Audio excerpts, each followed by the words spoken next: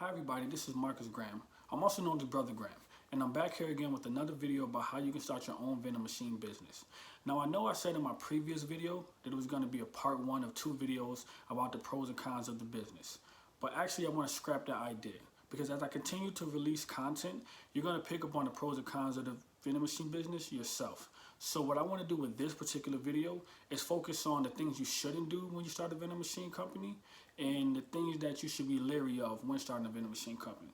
So one question I've been getting asked over the last few weeks has been, should someone enter a vending machine program? Now, a vending machine program is a service where they will market that they will call around, they will be a vending locator for you. So they will call around, find locations for you. So what they say, they're going to find these great locations with high foot traffic for you. And they're also going to sell you machines. And these machines are always typically brand new machines. So that's $4,000 or $5,000 for these machines. So what ends up happening is that you don't necessarily get the location that you want. Or sometimes they will say that they couldn't find any locations for you at all. And they may reimburse you, but it'll only be about a few $100s. So now you have these brand new machines that you can't place anywhere. Now you have to pay out of pocket to place them in storage, when what you thought you were going to be getting is a location that's going to be making you money. So I say to that again, don't do it. I wouldn't recommend it unless you feel in your heart that it's going to work out, that you believe it. I wouldn't do it. I would not do it. I would rather do that stuff myself. I wouldn't buy brand new machines, especially in the beginning at all, because you don't want to start off in a big deficit in your business. Now, some vending programs will actually provide you the services that you signed up for. But the fact that they sell you machines without having a location is where it's a big no-no for me. Now, there are actual vending programs that were scams. And if you Google, you'll be able to see that.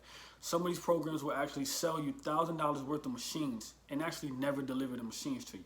So that's why I believe that you should always try your local warehouse before you go anywhere to get vending machines. Now that brings me to my next point.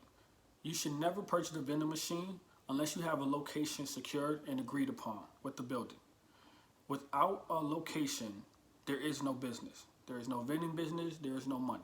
You need a location to be able to place your machines in.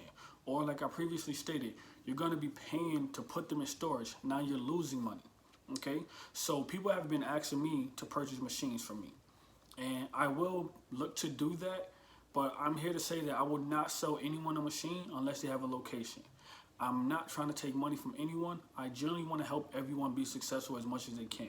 So if you don't have a location in place, you don't have an agreement in place, I personally do not feel comfortable selling you a vending machine.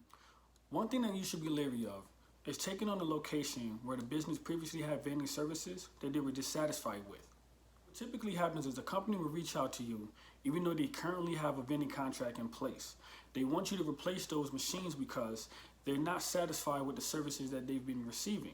So they either don't have someone coming out enough for the machines, or there's a lot of expired food in the machines. Now what that's code for is actually, we don't use the machines very often. If the machines were being used often, then the person wouldn't mind coming out to refill the machines. They would actually have a reason to come out there and refill the machines. And the fact that there's expired food in the machines means that it's definitely not being used, because most snacks take at least 2 to 3 months before they expire. So if you have a lot of expired food in a location, that means that it's just not being used enough. Now, if you watched my previous video, you'll remember that I said that in my very first vending location, I actually replaced a vending machine company there. And if you also watch the first video, you'll notice that I said it took me 4 months to actually start making money at the location. And that is because I did have to gain their trust, but also because they didn't use the vending machines enough there. While I was going to eventually start making money at the locations, it did take a ton of time and patience for me to get to that point. So because of that, when a location like that would arise to me, I would turn them down because I didn't think it would be too profitable for me. And even though we should take it in the case-by-case basis, I would advise people to turn them down also. If a business #1 complaint is that there's too much expired food in the vending machines, that typically means that they do not use the machines at all. Now just to recap what we talked about in this video, try to stay away from vending programs because they typically won't provide you with the services that you pay for, or it can be a scam. And now you're left with $1,000 worth of vending machines that you have nowhere to place. Also, do not buy any vending machines unless you have a verbal agreement or contract agreement to place them in a location. And also try to stay away from placing your machines in a location that previously had vending services that they were dissatisfied with. So please tune in for next week's video where we're going to go over what I call the 3 P's for vending machines, which is patience, presentation, and personality. Thank you for tuning in with Brother Graham.